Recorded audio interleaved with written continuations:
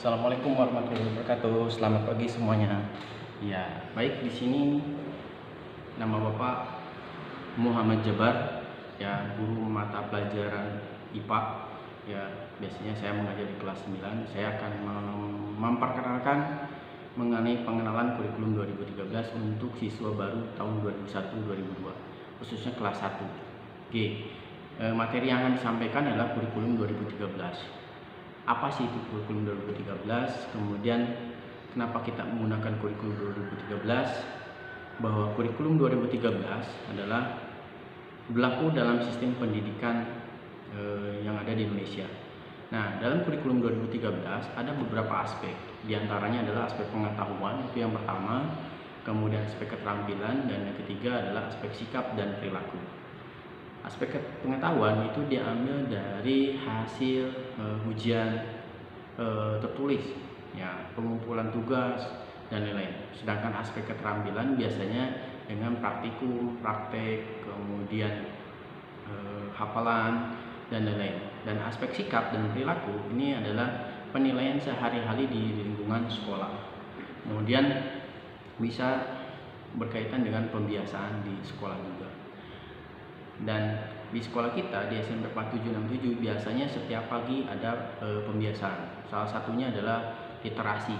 Nah, di literasi siswa dan guru membaca buku-buku yang sering kita baca, mata pelajaran, kemudian sejarah, kemudian puisi, dan beberapa buku yang lainnya. Dan banyak sekali literasi yang bisa kita baca. Kemudian belajar bahasa Sunda, penampilan bahasa Sunda, kreasi Sunda. Terus ada pembiasaan yang sering dilakukan oleh mata pelajaran PAI, yaitu pembacaan Asmaul Husna, kemudian sholat dua. Itu adalah beberapa pembiasaan yang sering dilakukan di sekolah kami. Kemudian apa saja sih mata pelajaran apa yang termasuk kelompok A, kelompok B untuk kurikulum 2013 ini?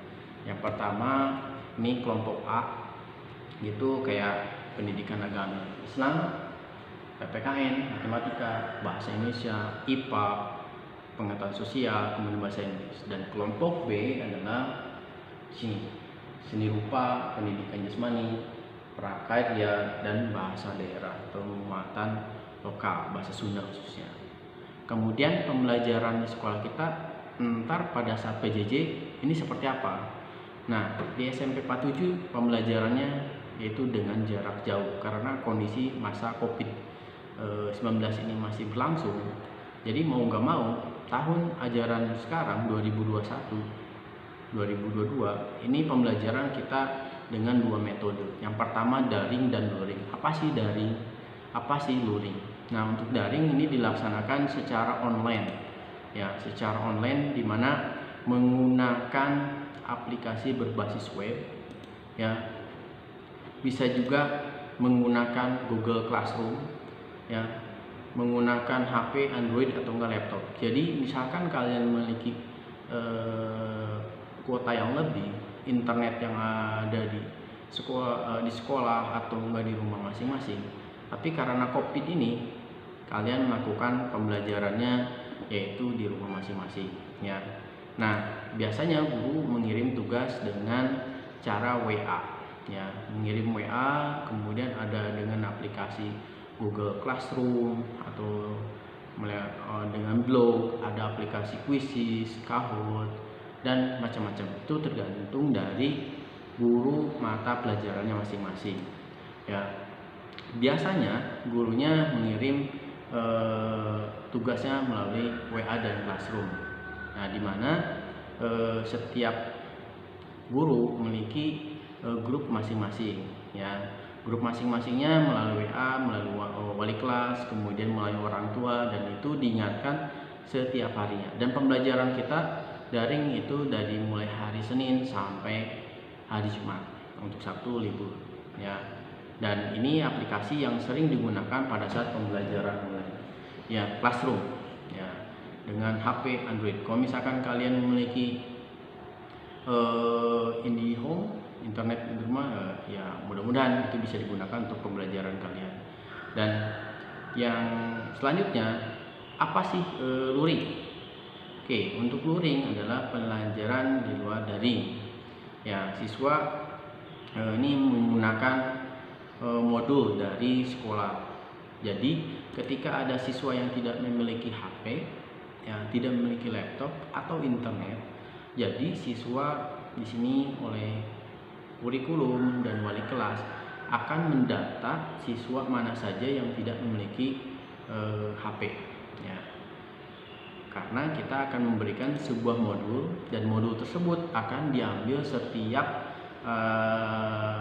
gak tiap hari ya, biasanya ada waktunya Senin Selasa.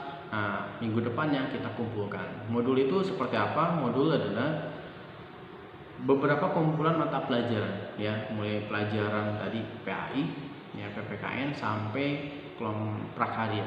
Itu dalam satu bondul. Dan yang wajib mengambilnya adalah orang tua.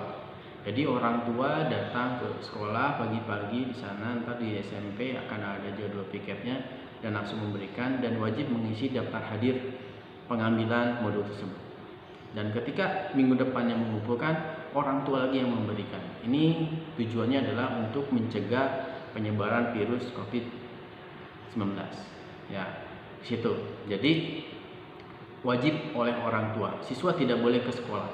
Ya, siswa tidak boleh ke sekolah, dan di sana siswa mengerjakannya di rumah masing-masing. Ketika sudah selesai semuanya, itu bisa dikembalikan ke sekolah, ya. Dan pada saat pengembalian modulnya semuanya sudah terisi dengan identitas nama, kelas, dan laporannya harus tuntas. Dan di situ guru dan wali kelas akan mengambil dan akan mengecek dan melakukan penilaian. Ya, itu. Jadi modulnya seperti itu. Nah, di sini juga kita akan menampilkan beberapa contoh Google Classroom itu seperti apa. Ya, Google Classroom bisa diambil dari Play Store atau nggak di-download. Ya, nah bentuknya seperti ini. Ya, ntar akan digunakan oleh guru masing-masing. Kebetulan saya guru IPA kelas 9 dan kelas 8. Ini adalah contoh dari Google Classroom. Ya, ini contoh dari Google Classroom. Bisa bentuknya ini, aplikasi ini bisa di-download di Play Store, ya, Google Classroom. Dan penggunaan Gmail itu digunakan oleh akun masing-masing. Ya, saya sarankan harus sesuai Gmailnya. Kalau bisa jangan yang aneh-aneh, ya. Nah, kemudian bagaimana untuk ujian tertulisnya atau ujian secara online-nya? Kita menggunakan ujian online, ya, dengan aplikasi Google Classroom. Kemudian bisa menggunakan aplikasi juga yang lain, kayak Edmundo, kemudian Kahoot, Quiz, atau aplikasi yang lainnya. Biasanya kita Edubook, ya. Ini adalah contoh dari penugasan atau ujian salah satu dari PTS atau UAS, ya, seperti ini. Ya, ini adalah penugasan melalui Classroom. Kemudian sarana yang dibutuhkan untuk proses pembelajaran itu apa aja? Yang pertama buku paket, ya. Nanti sekolah akan memberikan secara bergilir, ya, secara bergilir untuk buku paketnya. Nah, dipinjami oleh sekolah, entah didata oleh wali kelasnya masing-masing dan kepala perpustakaan akan mengaturnya. Kemudian sumber pendukung, ya, catatan dan buku tugas untuk masing-masing pelajaran itu, ya. Dan ini akan dikumpulkan, akan dikasihkan oleh pihak sekolah. Tapi untuk buku catatan dan buku tugas masing-masing itu disediakan oleh orang tua, ya. Jadi pengambilan buku untuk perpustakaan ini akan diberi informasikan minggu depan rencananya, ya. Bakal dibagi untuk semua mapel akan diberikan kepada siswa sebagai sarana pendukung, ya. Kemudian kalau misalkan kalian tidak memiliki HP, silakan hubungi orang tua kalian supaya memberikan informasi kepada wali kelas bahwa siswa tersebut dinyatakan dengan pembelajaran luring.